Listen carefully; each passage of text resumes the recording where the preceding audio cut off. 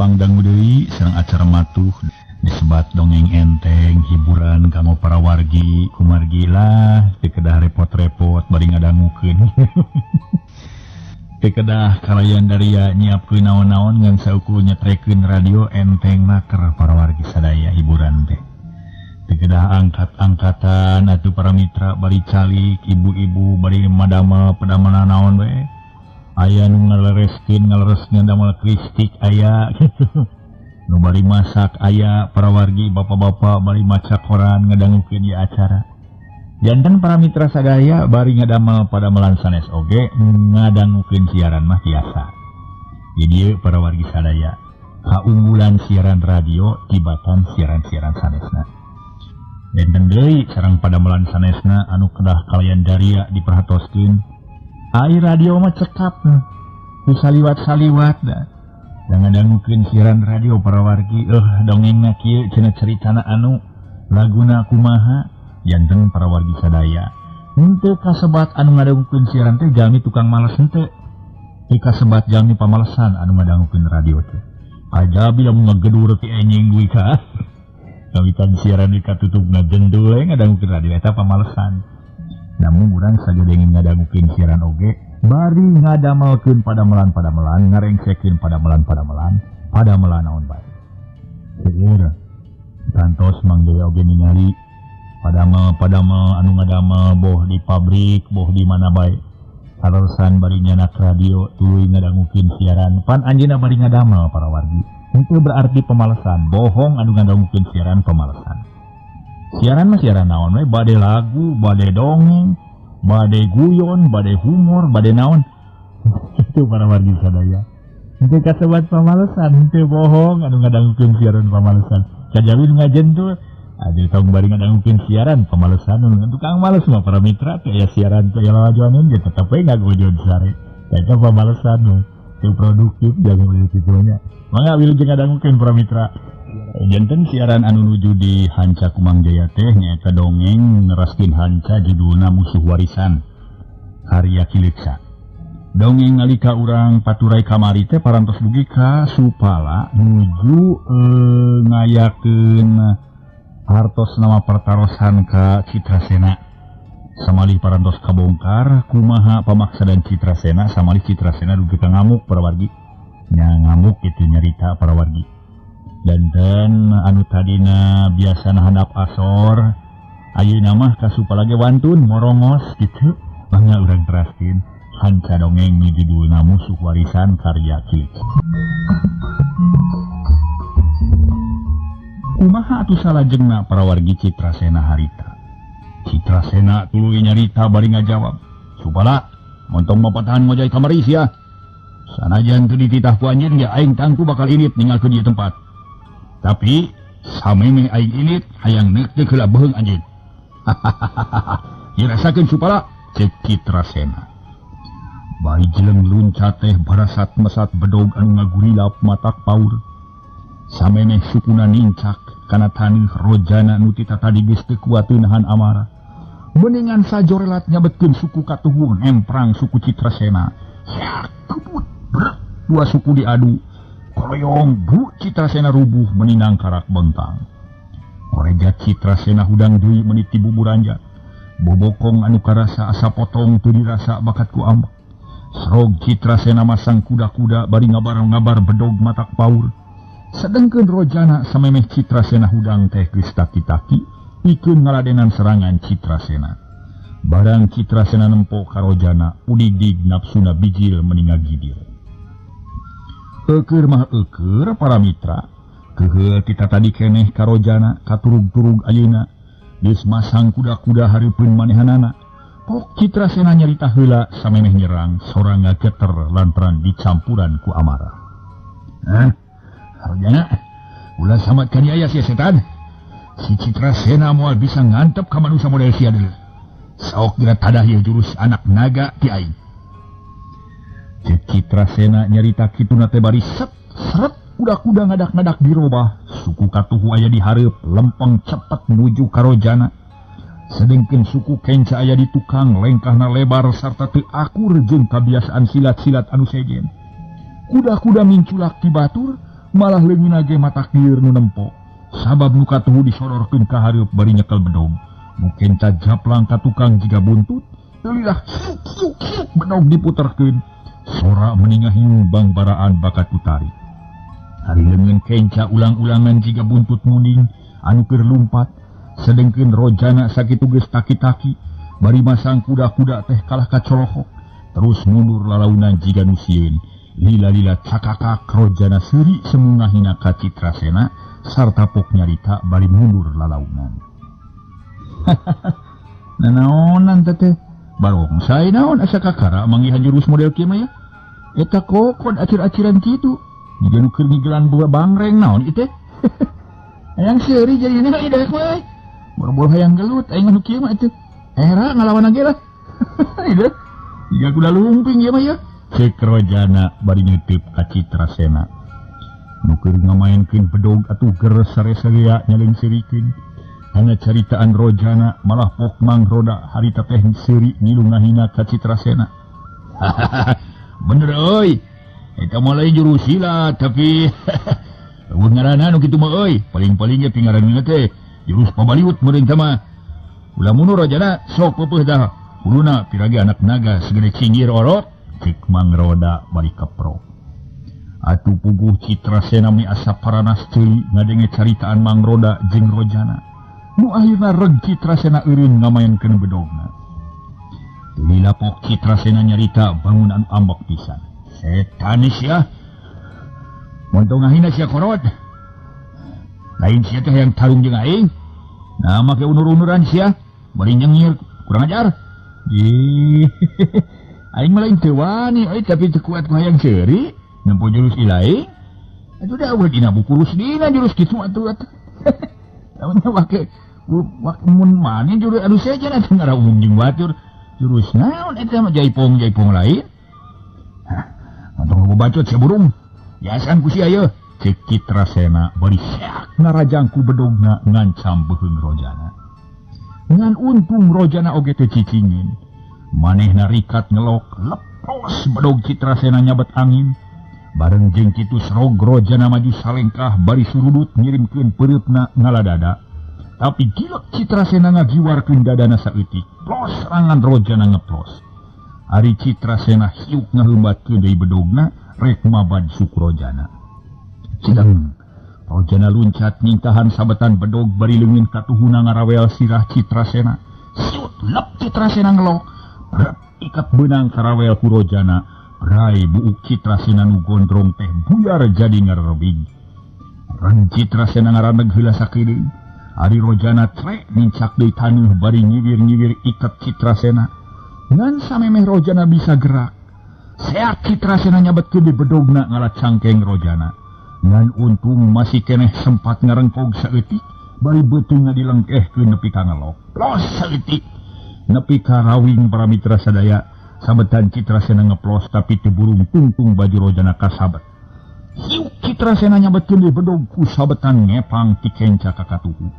Nu diancam beuheung rojana, lenyap hate rojana meni ngalenyap bakat tingku reuwas, tapi lep sirahna ngelok bari leungeun katuhu anu nyekel ikat disabetkeun. Hiuk kuriwal berat. Bedog Citrasena dipapag ku ikat, nu kabeneran bedog teh teu kakubet pageuna keur.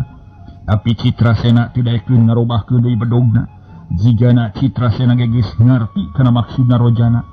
Lamun bedogna gerak tangtu bakal karembut ku rojana. Nu matak diantep bae sakedeung ngan sukuna teu kanyahoan meningan sakilat ngajelepung ngalagado rojana. Tapi rojana teu eleh tangina suku Citrasena nu ngablesur teh sakilat ditumpuk ku leungeun kenca bari celepung suku katuhu rojana nyamer jimat Citrasena. Hiuk cekok pocak Citrasena ngagerok mata kuatir. Atuh da para mitra cengcelengan teh atuh. Aduh. Tobat sebenarnya. Cik Citrasena bari pepelangkingan nahan kanyeri. Mangkaning suku nu sabelah masih keneh dicekel ku rojana. Barang keur pepelangkingan kitu cedud suku dicentok sakaligus bari dilesotkeun. Tumrapna salonton koloyong ku Citrasena nambru teu bisa nangtung deui. Serepet rojana ngalugas bedog anu teu eleh sekeut. Seak colela kep leungeun rojana ditewak ku Supala. Supala nyarita bari narik leungit Rojana ngarah mundur. Ulah dibinasa Rojana kurang eueuh hak pikeun nganiaya manusia. Sok sanajan ieu jelema buka tekad jahat jeung barangasan, keun sina hudang deui anggur mah. Nawaniun keneh atawa henteu? Cek Supala bari neuteub ka Citrasena. Nu keur ngalungsar bari muringis. Sabab memang pangarti Rojana teu saimbang lamun jeung Citrasena. Lamun geus kaitung nu kaitung geus heubeul. Guguruna ka Supala sedengkeun Citrasena kakara boga kakuatan lahir jeung batin nu teu dibarengan ku katanginasan. Nu matak moal kuat ngalawan Rojana. Memang lamun ngadu tanaga wungkul mah Citrasena bakal unggul. Delila kuniang Citrasena hudang bari nyarita. Nah, Supala, Rojana, aing can terima eleh deui. Aing wani keneh tarung ngalawan sia. Cik Citrasena bari ngahegak bakat ku capek. Terus luak liuk nyangan bedog anu tadi murang. Nempok itu Rojana teu kuateun ku hayang seuri, pok nyarita bari cakakak seuri. Citrasena, ngaran Citrasena atuh. Si Raja Ganerewo sia mentong ngajago sia teh euy. Sing gablog ginten-ginten atuh. Sia kitu geus morek modar teh masih keneh ngagogog.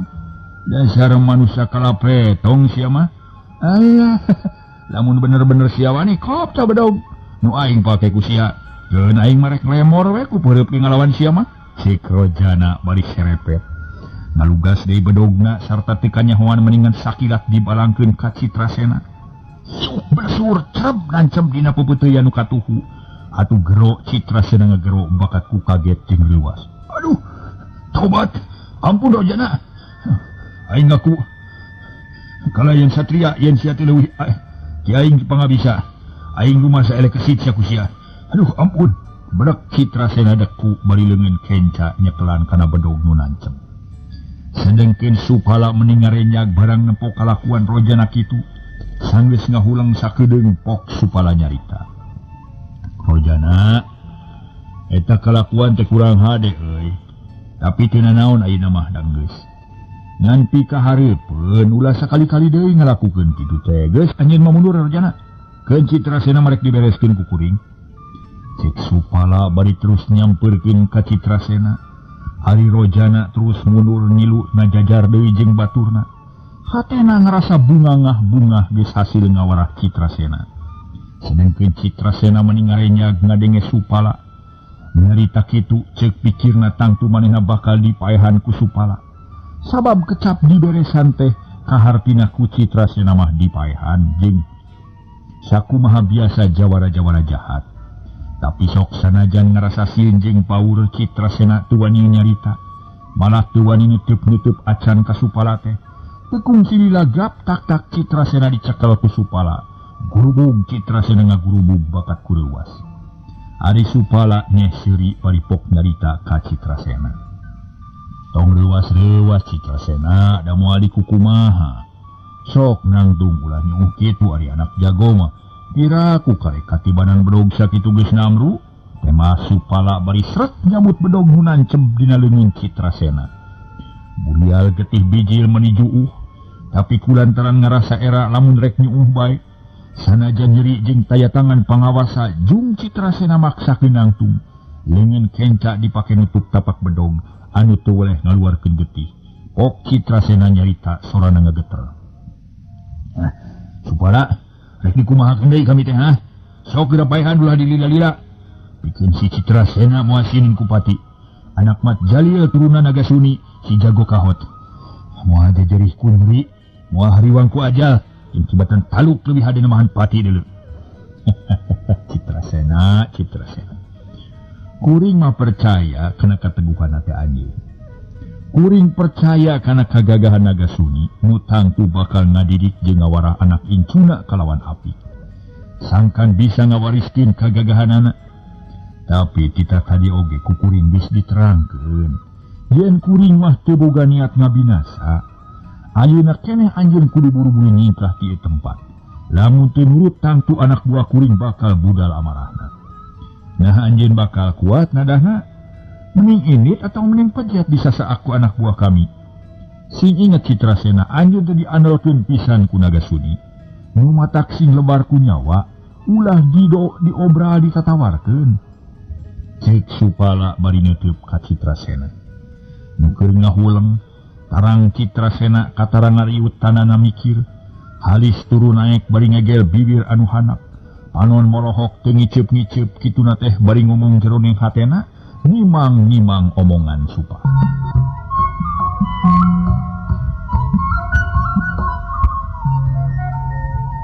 Kumaha caritaan Citrasena teh para mitra dina jero hatena? Lamun dipikir-pikir mah bener ceritaan si Supala teh. Lamun aing teu buru-buru ingkah ti dieu tangtu bakal dikoroyok ku si Roda jeung sabatur-batur. Mangkani karek ngalawan si Rojana wungkul geus ripuh. Wah, leuwih hade aing kabur ayeuna keneh. Cik gerentas hate Citrasena bari terus dangah molotot ka Supala. Pok nyarita gagah naper. Supala, anjeun memang hiji jawara ngora nu boga pikiran jiga kolot. Anjeun hiji jago ngora nu sanggup nandingan kagagahan jago kolot model aki aing nu umurna geus hampir 100 tahun. Tapi sing waspada sia Supala. Sanajan aki aing geus hampir saabad umurna, moal waka modar jeung moal katempo kolot kawas anu sejen lantaran aki aing ngabogaan ilmu paranti manjangkeun umur. Aku lantaran kitu, pek teu sing seubeuh suka bungah jeung anak pamajikan. Sing bentet suka seri bari neurian pamuji batur pedah jadi jalma terkenal. Tapi jera tunggu datangna pangwalesan ti aing di mana aing geus pasagi dina ilmu kagagahan. Aing rek guru ka jago-jago kawakan. Moal guru ka jago toge anu kakara melentung kawas anjeun. Permisi Supala, cek Citrasena. Bari jelang-jelang luluncatan kaluar ti pono. Sakilat ge awak Citrasena geus teu katempo deui kudu nyaksian. Lumpat jiga aya nu mawa menjojo relatan naningan kilat. Ari Supala jeung nu sejena sajongjongan mah ngan saukur colohok bengong. Mata simeuteun. Teu nyana ku pola Citrasena bet duluasan kitu. Boro-boro aya tata krama jauh kana sopan santun.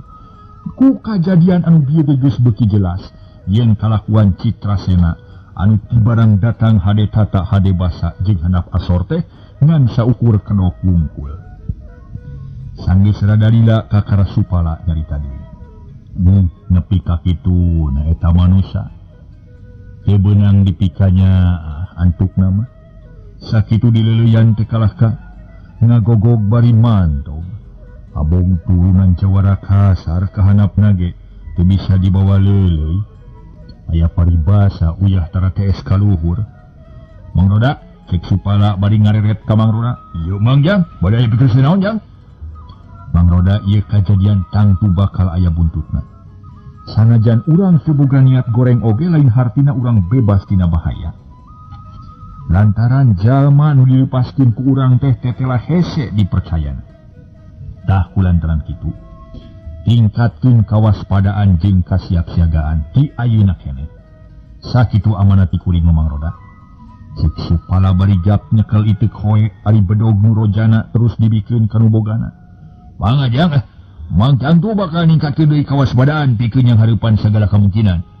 Lantaran Mang ngarti tangtu si Citrasena bakal datang di ka dieu. Terkadang bakal dibarengan ku baladna. Keun Mang tanggal baler perkara eta Majang? Cek Mang Roda. Bari neuteub ka Supala, geus kitu terus malik ka sarerea oge sarta pok marentah sangkan riungan bubar. Atuh buriak sarerea bubar bari recok nyaritakeun Citrasena. Pang-pang nama Rojana jeung Kang Ikung pada nangga pamanggisna. Lantaran can kungsi didongengkeun kanu sejen, malah Mang Roda jeung Mang Sorban ge can nyahungeun kabeh kana lalakonna. Ari Bah Purwana jeung Supala terus marulih ka bumina. Sapoe eta kapaksa kagiatan latihan teh pere.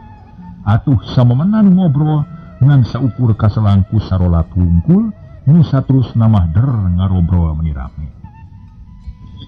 Para mitra anu mulia nu sami-sami ngadangukeun ieu acara.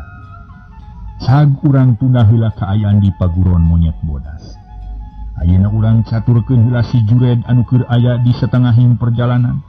Sapisahna jeung Citrasena sanajan poek mongkleng oge jeung peuting, si Jured tetep lumampah. Ngan babawaanana nyaeta besek ulut wadah paparabotan tia dipicin da kosong. Ayeuna si Jured bisa leumpang kalawan laluasa. Lantaran ngan saukur mawa diri na wungkul, kira wanci sarireuh budak sarog si Jured anyog ka jalan nu rada gede. Terus si Jured lempang mapai eta jalan. Lila brai-brai poek peuting teh mimiti rada ngurangan. Lantaran kacaangan kujutaan bentang nu baranang di langit. Hawar-hawar ti kajauhan kadenge aya sora manuk gul nu disarada. Patema lanjeng manuk jurig anu ngalinur, ya manuk jurig manuk naon para mitra. Sakapeung sok dialokan ku sora anjing nu babaung. Teu kungsi lila di antarana jog si Jured teh anyog ka hiji lembur. Ya jog anyog cenah para mitra. Jol anyog ya. Diunggal imah geus mimiti kaciri aya cahaya lampu cempor pating carela. Tina sela-sela biri. Puguh si Jured bungaheun lantaran sanajan niat narek langsung ka Ciloa Kemar oge. Hari kudu lumampah dina kaayaan tengah peuting mah teu ludeng. Hari nu jadi kahariwangna pedah kudu ngaliwatan leuweung luang liwung. Barang geus aya di jeros lembur terus si Jured kokorelengan neangan warung. Susuganan aya keneh nu bisa dihudangkeun anu bogana. Barang keur kukurilingan neangan pamonokan kolebat ti belah kenca jeung katuhu si Jured aya nu kokolebatan. Dua bayangan hideung nuturkeun ka si Jured. Ngan ku si Jured teu kanyahoan ari si Jured sanggeus kukurilingan kira-kira saparapat jam. Reg manehna eureun bari pok ngomong sorangan kederendengan. Buah-buah teu bogaeun warung di lembur teh, ha? Da lemburna nahaon atuh ngaranna ieu teh? Lamun di dieu eueuh warung cilaka aing. Waduh. Jabati moal bisa dahar teh kapaksa kudu sare dina taneuh nya.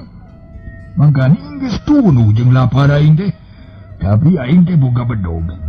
Digunakeun sia ku aing. Cek si Jured bari serepet ngalugas bedogna. Geus kitu terus lempang lalaunan muru ka hiji wawangunan nu rada anggang ti jalan gede. Sedeng anu ngintip ka si Jured harita teh meuni pating rarenghap narik napas jiga nu capek. Horeng harita teh si Jured keur diincer ku roda nu duaan. Ari pangna dikukuntit bae di eta lembur kakara dua peuting tas aya kajadian Rajapati. Ari nu boga dosana can katewa. Nu matak di eta lembur teh teu boleh dijaga ku para ronda unggal peuting. Malah harita ge rengkak paripola si Jured teu boleh diawaskeun ku ronda duaan. Duanana geus siap siaga pikeun nangkep si Jured, tapi di daguan heula sangkan yakin. Nah si Jured teh jalma jahat atawa lain. Sedeng si Jured harita geus tepi ka hiji imah nu rada mencal jeung nu sejen. Ari disakurilingeun eta imah bunyi ku tangkal kopi jeung tangkal jeruk. Daunna ngarumpuyuk pikaresepeun, tapi matak bunyi lamun peuting. Di mana aya naon-naon teh hese katempona ku batur. Ngan untung harita teh rondana rancingis. Jadi si Jured teh bisa katalingakeun. Sanggeus tengah-tengah sakedeung karayap si Jured ngadeuketan janela. Tungtung bedog dicecemkeun kana sela-sela janela palebah engselna. Dina berai janela muka. Nyeh si Jured siri jiga nu ngarasa bunga. Lantaran tetela eta janela teh teu paguh. Kalacat si Jured naik kerencepan menitu kadenge seetik-etik acan. Ari bedogna tetep dicecekal pikeun ngajaga kemungkinan bisi aya bancang pakebu. Barang geus aya di jero keteyep si Jured lempang lalaunan supaya teu ngagaruwahkeun pribumi nu keur sarare tibra. Si Jured teu tumarumpang ngalakukeun kitu teh jiga nu geus biasa. Sedeng si Jured ngagawekeun kitu teh ngan sakadar ngabela beuteung anu karasa lapar. Ongkoh biasa si Jured mah dina ngajalankeun jahatna teh. Jadi tarair dipikirkeun deui kalakuan kitu. Ari ronda nu duaan barang si Jured geus asup ka imah kalawan teu permisi heula. Pok nu saurang nanya ka baturna, nyaritana ngaharewosan sangkan teu ngagaruwahkeun ka si Jured. Kumaha ieu euy? Urang ayeuna ieu narik ditewak wae eta kuduaan atawa rek laporan heula ka Pak RT nya. Cek eta ronda nanya ka baturna nu disebut Jang Kuku. Atuh pok si Kuku ngajawab saruana ngaharewos. Teu kudu laporan ieu mah euy mending urang pakane kuduaan. Kira aku teh seubeuh da gede jiga nama. Geura ubas bedogna ngadah tinggal nyebetkeun di mana si bangsa bijil. Jawab si Kuku. Bari ngareret ka Tegah ka si Teguh. Kituna teh katelah rona nu hiji deui pok si Teguh nyarita. Sora anggera lalaunan. Wah, dia akan kuduan ge. Tapi bikin akan manusia sasiki mah. Kudu make sendok, urang teu ambul, eta ulah disanguan. Tentu kudu make bedog. Koro buat bala kawasna akan boteng euy. Tah bener. Namun kuleung kosong teu kuat kapaksa urang lawan make pakarang. Sabab tetela jalma teh lain jalma ata-ata. Dina mah geus boga pangalaman loba dina perkara ngabongkar imah teh. Buktina dina nyokel janela, mendingan sakuriwel euy. Cek si kuku bari nitip kana janela, nu harita geus muka ku si Jured. Nya saduju lah. Aing urang ngatur kumacarana newak si bangsat. Narek di daguan bijihna atawa serang ka jero imah. Kurang daguan di luar we, sabab lamun diserang ka jero matak bahaya jeung kurang lalu asa. Sajabat ti kitu bisi urang asup manehna keluar. Lamun geus kitu panapul meureun, cicing di dieu tungguan. Satuju lah. Jawab si Teguh Ponok. Atuh jep duanana jerempe aya nu nyarita deui. Duanana ngadara rempes nuan si Jured anu keur ngayap di tengah imah. Si Jured anu keur dicaturkeunana harita manehna keur uyup ayap neangan barang-barang nu sakira aya pangajina. Ngan samemeh ngayap kanu sejen ngaheulakeun heula ka karatak neangan hakaneun. Barang geus manggih gancang dicokot jeung wadah-wadahna. Ari nu bisa diameng mah harita keneh ge di dahar bari ka kateyepan leumpang. Saog ngadeuketan lomari, berai dibuka lantaran kabeneran teu dikunci. Teuing poho atawa memang teu aya kuncian. Ngan tetela ku si Jured mah babarina keur dibukana. Sanggeus sungkab-singkab sakiring kureha si Jured manggih buntelan leutik, kira-kira segede sirah orok.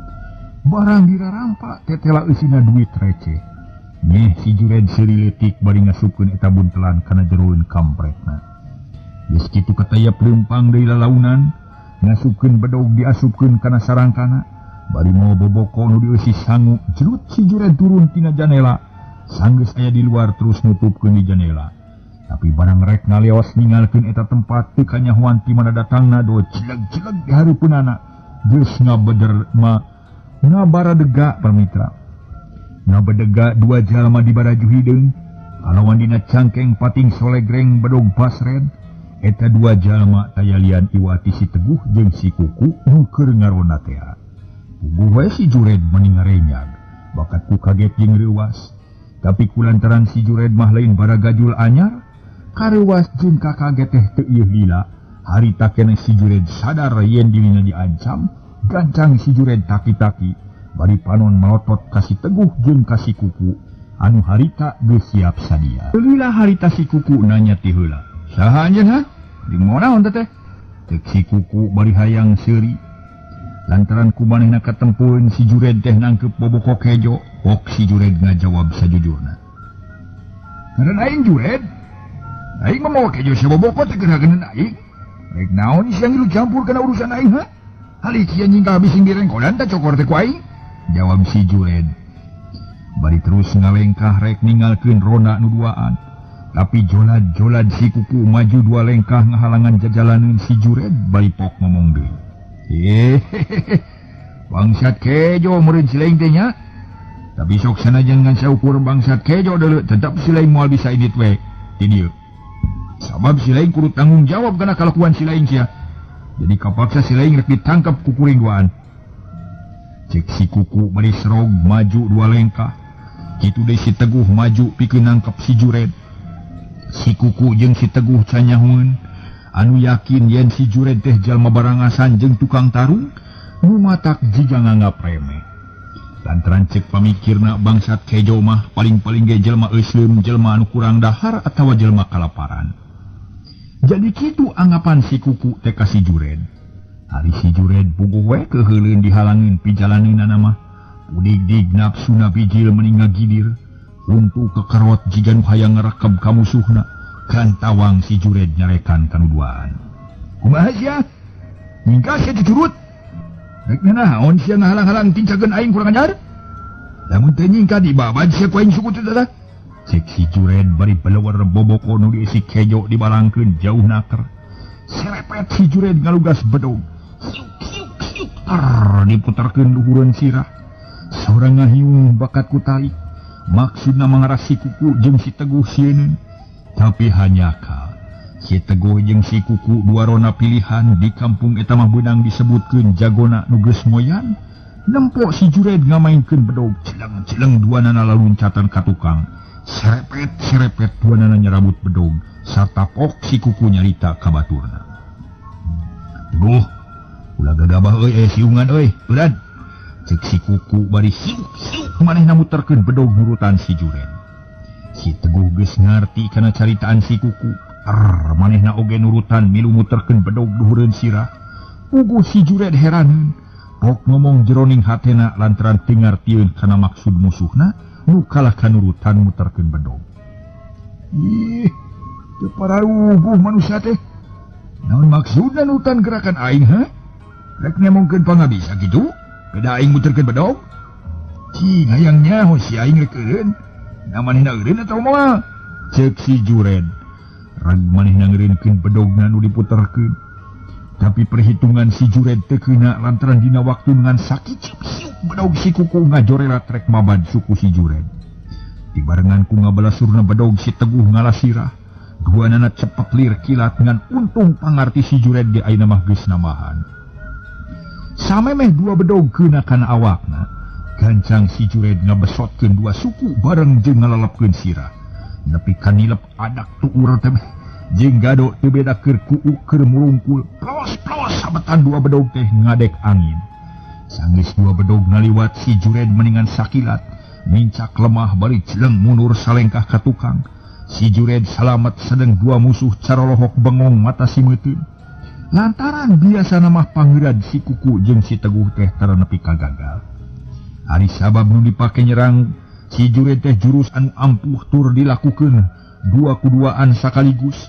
Eta jurus sok disebut gagak nyamber buaya nyantok. Hiji jurus anu lahir ti hiji walungan anu loba buayana. Diibaratkeun kanu keur meuntas sirahna disamran gagak sedengkeun sukuna disantok ku buaya. Lamun ningang ka jalma bolos strong mah pasti moal bisa salamet. Tapi ari si Jured barang nempok dua musuh ngahulang manit cakakak seuri asa meunang gos meureun. Cicumuk, kunaon sia kalakan ngaharulang ha? Aing rek ngeureun ka aing sia kurang ajar. Sok keragunakeun bedog teh. Aing geus garete hayang gerangasaan seseukeut bedog sia duaan kurang ajar sia. Cek si Jured. Bari sup manehna ngasupkeun di bedog kana sarangkana. Jiga nu heueuh nguntup nguyup ka musuh nu duaan. Padahal masih Kuku jeung si Teguh ge ngahuleung soteh lain teter, tapi ngan saukur eleh gos sepeda si Jured nu boga gerakan nu kacida kesitna. Sajabati kitu si Kuku jeung si Teguh teh dua jawara ngora nu geus nyetel jeung boga jiwa satria nu kacida kuatna. Nempo si Jured ngasupkeun bedog maranehna ge nurutan ngasupkeun bedog kana sarangkana malah pok si Kuku nyarita. Bangsat sia, si lain bisa lolos dina serangan aing duaan, lain hartina sia unggul deuleu. Mata ulah waka sombong yang ulah waka ngerebehkeun diang ilung sia kurang ajar. Teu make bedog oge aing sanggup nyangkalak sia mah deuleu. Aing ngarasa era lamun ngagunakeun pakarang kanu teu boga siung mah, cek si Kuku. Bari ret ka si Teguh nu direret ngarti pok ngomong. Ungkup, cek si Teguh bari cileng luncat. Ka satukangeun si Jured meningan sajorelat. Sedang si Kuku maju ka hareupeun si Jured bari terus masang kuda-kuda. Puguh we si Jured rada luas nempo dua musuhna geus gerak deui. Mangkaning gerakan meningan sajorelat, nandingan kilat. Rengkenek si Jured masang kuda-kuda meni rekep. Panon rancingis ngawaskeun gerakan musuh. Teu beda ti ucing anu keur ngintip beurit. Kilak si Jured nganalikeun kuda-kuda meningan sakilat. Dua musuh jadi aya gigireunana. Bareng jeung kitu si Teguh ngamimitian nyerang ku peureupeuna ngalapunduk si Jured. Tapi lep si Jured ngelok bari nunggu peureup mopo. Hiuk plos peureup si Teguh ngeplos sarta mopo beakeun tanaga hareupeun beungeut si Jured. Kep ku si Jured ditewak ku leungit ka tuhu. Maksudna rek dicentok bari terus diketing palebah sikuna. Ngarah siku si Teguh potong tulangna. Tapi samemeh maksud si Jured laksana. Si Kuku teu cicingeun peureup diheumatkeun harita keneh rek ngeting pepeuteyan si Jured anu katuhu. Kumaha tumerapna pikeun si Jured para mitra? Lenyap hate si Jured ngalenyap bakat ku pauh. nempo pereup si kuku nu ngablesur gancang si Jured Malik bari ngagiwarkeun leungeunna. Plos pereup si kuku ngeplos. Si Jured rikat moro bukaan, bukana kelek musuh. Hiu pereup anu kenca si Jured ngaroyog hingga bulung si kuku. Tapi si kuku rikat ngelok plos panarajang si Jured nonyok angin. Sedengkeun kaayaan kitu teh mangrupa kesempatan hade pikeun si Teguh. Sakilat manehna ngarobah kuda-kuda bari narik leungeun anu keur dicekel ku si Jured. Porosot leungeunna lesot sarta sakilat suku katuhu dipake ngosed kuda-kuda si Jured. Seak keduk suku jeung suku diadu. Mangkaning dibarengan ku leungeun katuhu nu dipake nepak dada. Si Jured koleang blak si Jured ngakeblak nang karak pengkang. Aduh, gelo sia kesebelan. Kurang ajar sia dicumuk. Cek si Jured bari korejat hudang deui. Tapi can ge ajeg hiuk cetok. Dada si Jured ditajong ku si kuku. Nu geus siap sadia ti tadi mula. Ngan sakali ieu mah si Jured jiga nu kasurupan. Dada nu karasa panas jeung seueul teu dirasa. Cilang si Jured mundur salengkah bari ngalugas bedog. Leungeun nu kenca dipake nyekelan dada nu karasa eungap. Si Teguh nu tadi rek narajang deui meni ngarengkog nempo si Jured ngalugas bedog mah. Serepet si Teguh ngalugas bedog. Kitu deui si kuku sarua pada-pada ngalugas bedog. Jep sajongjongan mah nu tarung teh jempe. Tiluan silih polotot nimang-nimang kakuatan lawan. Si Jured mikir jero hatena. Wah, geusna seueur para mitra deh ieu ye. Rame-rame tarung. Urang teraskeun enjing ya para mitra dongeng nu judulna Musuh Warisan karya Kileksa.